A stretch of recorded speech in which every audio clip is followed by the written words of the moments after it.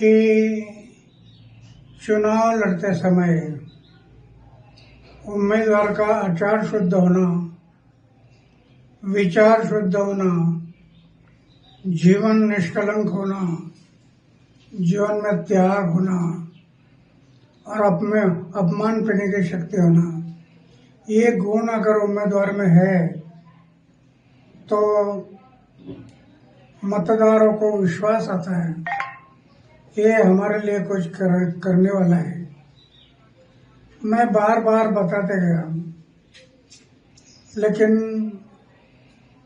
उनके दिमाग में नहीं आया और आखिर शराब के बारे में उन्होंने एक मुद्दा उठाया कि शराब की दुकान, उसमें शराब की बात क्यों आ गई? पैसा, धन और दौलत इसमें बह गया है और इस शराब के कारण वो बदनाम हो गया है। इसके कारण लोगों को भी एक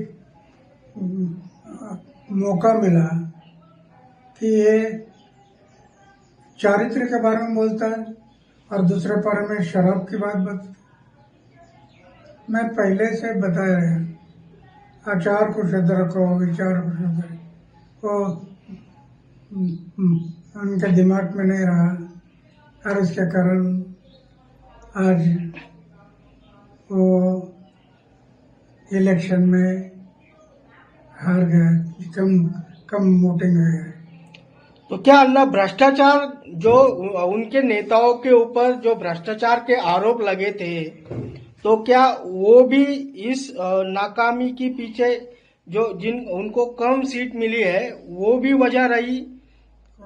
भ्रष्टाचार उनके ऊपर भ्रष्टाचार क्या, अरविंद केजरीवाल हो या उनके कई नेता हो, उनके ऊपर भ्रष्टाचार के आरोप लगे थे। क्या ये वजह हो सकती है जो उनके कम सीट चुनकर आए हैं?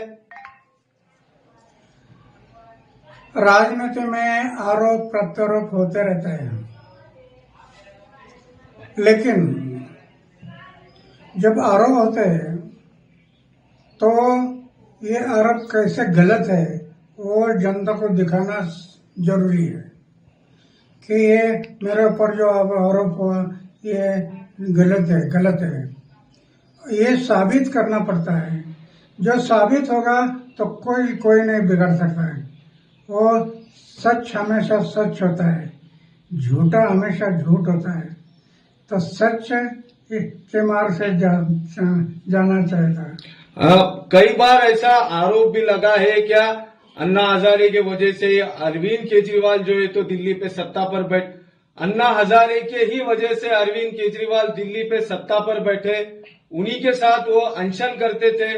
बार बार आप पे उंगलियां उठाई गई और अभी भी उठाई जाती है। कैसे देखते हैं अन्ना इसे? ये बराबर नहीं है। दिल्ली में पहली बार एक मीटिंग हुई थी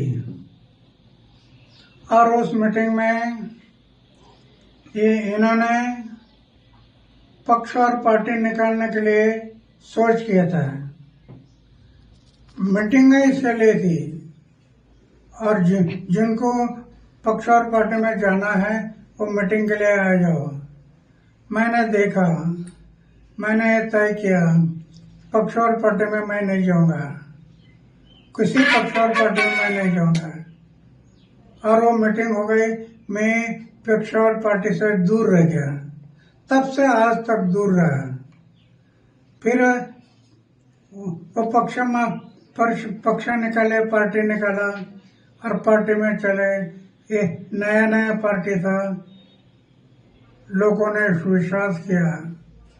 आगे चलकर शराब के दुकान निकालना, शराब के बिक्री के दुकान बढ़ाना, पैसा सामने आ गया और उसमें से